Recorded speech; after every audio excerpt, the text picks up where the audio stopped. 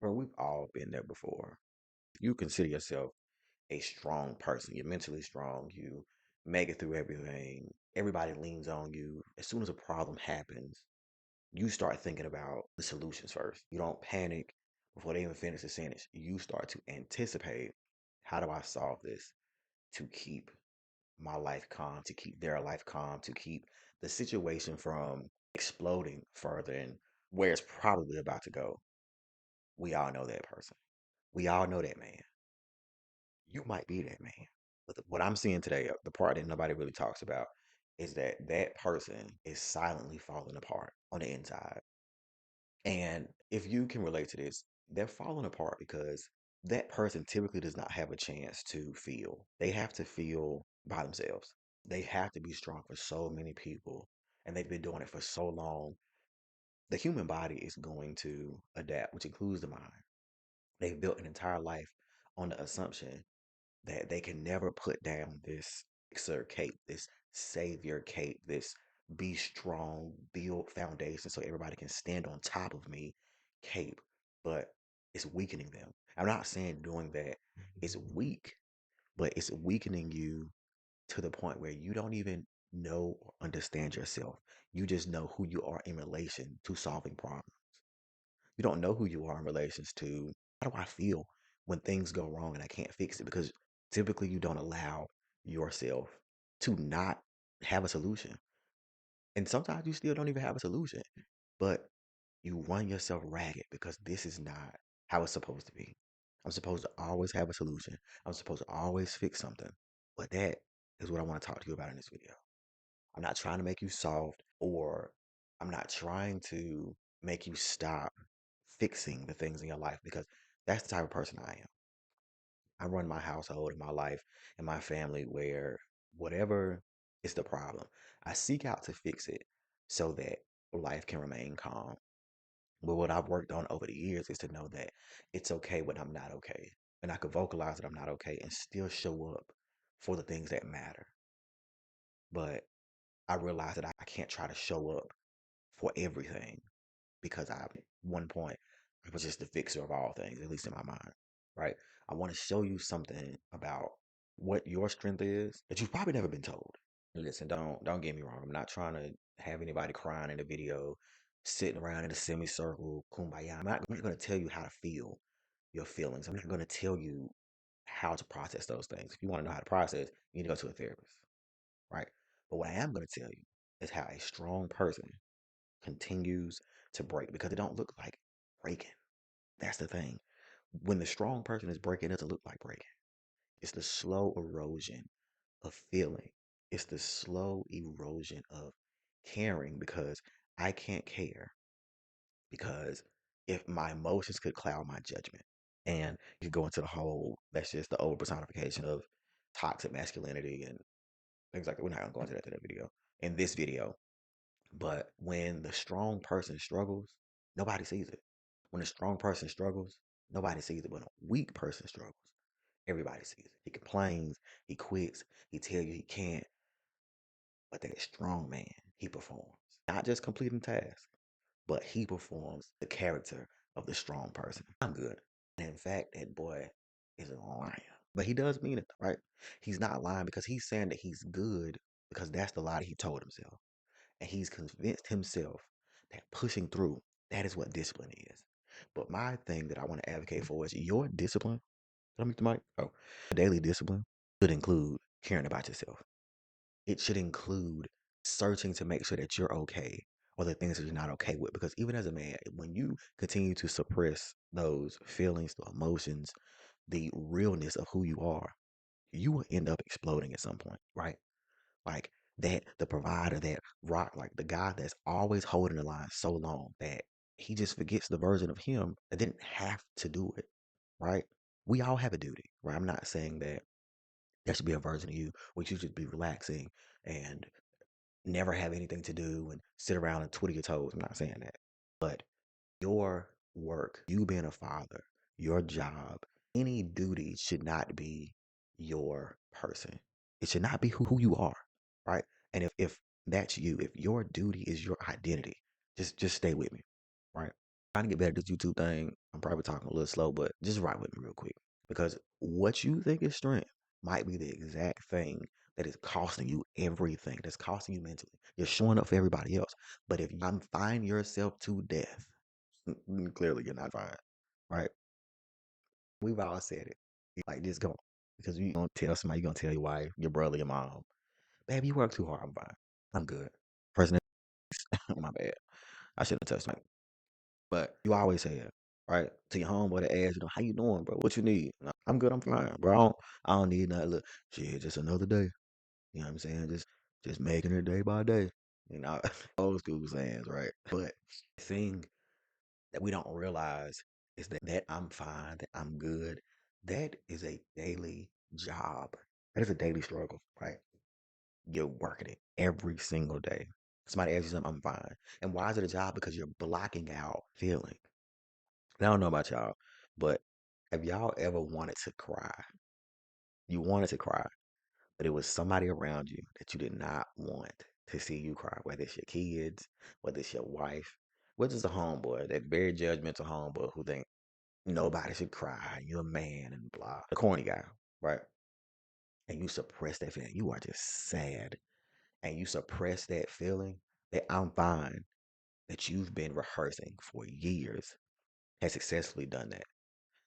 When you I'm fine, that is like your trigger. That is a learned trigger or a cue. That's what I'm going to say. Cue, not trigger. That is a learned cue to suppress all emotions, right? You've learned that if I say I'm fine, I'm good, I'm okay, your brain will just shut it down. Everything that you are probably feeling, it knows I can't feel that right now, right? And so you spend 8, 12, 16 hours managing the gap between how you're actually doing and how you're letting everyone believe you're doing. And the gap is sometimes huge. And that gap takes insane energy that you're pulling from to be present for your kids, to be present from your wife, for be present for your kids, be present for your wife, to just show up every day. Maintaining that gap takes away from the energy because you're not acknowledging the thing, the I'm fine. What if you're not fine? Right? We listen to all these online gurus and things. Go to therapy or process that thing. You have to find the person outside of your spouse and your kids where you can process what's going on with you. Because a lot of us are tired because of whatever childhood experience that we had. Being the strong one is required for the love that we want to receive, for the respect that we want to receive. And we can't have a weakness. We can't have a moment of weakness. And you have to process why and see if that thought or that process serves you, right? Because you're not tired because you're doing too much. You're tired because you are handling too much and you're pretending that you're not, right? That the said that I'm fine is like a job. That is your second job that you don't even know that you're signing up for. And it is slowly but consistently emotionally draining you. And so now you see it. You see that it's costing you your ultimate performance. You think because you're getting things done that you're performing, that you're fine. But what about your goals, your dreams? You take your downtimes to indulge or to just sit and do nothing because you performed all day. You don't have the energy for the thing that keeps you alive. And that sucks, right? We have strength all wrong. We were taught that strength is how much you can carry, right? It's not like a beaver dam, right? Can hold back a lake, millions and just tons of water pressing on it every second of the day. From the outside, it looks like the strongest thing you've ever seen. It's just sitting there. Sometimes I look at the size, I'm like, dang, I wonder whether it's man-made or animal made. How does a wall of sticks or a wall of concrete hold back such a massive force? Even in crazy storms, it has the ability to hold it back. And see, that dam doesn't look like it's struggling right up until the day that it breaks, right up until the beavers or the humans stop checking in on it, right? And just assuming that it is okay, assuming that what we have built should be strong enough to outlast any potential hazard that comes up until it happens. There's no warning sign that reads on the surface. You may see a crack, but you ignore that. 1 more inch of water, it's a little drip. We'll put some sealing on it. I don't know if they do that for real, but the thing that held the water back has slowly eroded over the years, and your mentality to check on yourself or the lack thereof are the people that let it slowly deteriorate and then it cracked. The dam is you, right? The strength is there, bro. You're doing what you need to do, but strength that has nowhere to release from time to time or nobody checking in on it is going to eventually become weak because you see it on the motivation part. How long am I going? Let's do that. You see it on the motivation front. Nothing hits harder than life. At some point, life is going to whoop that ass. I'm sorry. It's going to whoop that ass. So let me reframe the thing that you are most proud of. You handle it on your own. You always have. But handling it alone isn't managing the weight. It's delaying the bill. It's delaying the inevitable. And the interest is crazy on that because if you compound I'm fines until it's not fine, you have to go back through and do all of that work that you should have been doing throughout your life. But when you have that crisis, that's when you decide to do something. So I know I've been chit chatting. So the advice that I would give is everybody always need to cut the fat. Eat the meat, spit out the bones. They tell you to not carry so much on your plate. Delegate. Let it go. Lower your status. Absolutely not. As someone who is a provider, who is a rock, it's not going to happen. You're not going to stop providing. You're not going to care less about your family. The load is load, and half of it is the exact thing that makes you who you are, right? If you don't have your kids, then you're not a father, right? Your job. So it's not about caring less. That's not how we do this. It's about building something, a process, a mindset to where you can set it down and analyze it. The advice that I would give is that what was I reading? I was reading something. I'll say it in another video where if you have a problem and your first emotion, you sit with it. You don't identify it. It's kind of like you look in your head, the emotion shows up. And if you have like aerial view, the emotion shows up. You pick up the emotion, look under it. What is this emotion trying to tell you? Where does this come from? Right? I'm angry, but why? Right? Because the issue is if we are the strong one and we know, let's just say we have explosive anger or whatever, our emotions we feel may harm someone or harm the situation. So we just don't feel it all. The way to be able to eventually feel and express it appropriately is to understand the why behind the feeling. Why did this make me angry? Where did this come from? Right? So don't immediately identify with the emotion. You can identify it, but don't let the emotion consume you. Right? So if you feel like you're depressed, don't immediately identify with it. Why am I feeling this way? Why does this situation make me feel this way? And this will help you not slowly erode on the inside because you have so many unprocessed feelings to where if they all mess together, all the unprocessedness, eventually you're going to be no good for anybody, including yourself, right? Like just think back to the strongest people you've actually respected in your life. The ones who could, if you asked them how, they could tell you, or they could at least process. I don't understand how I'm feeling right now, but I'm gonna get back to you on that. That's not weakness. That is necessary maintenance that we all need, right? If you so manly that you can know to change the oil on your truck, or change the rotors, or whatever, your body is the same thing. Sometimes you gotta let that oil out of your head or that dirty thinking.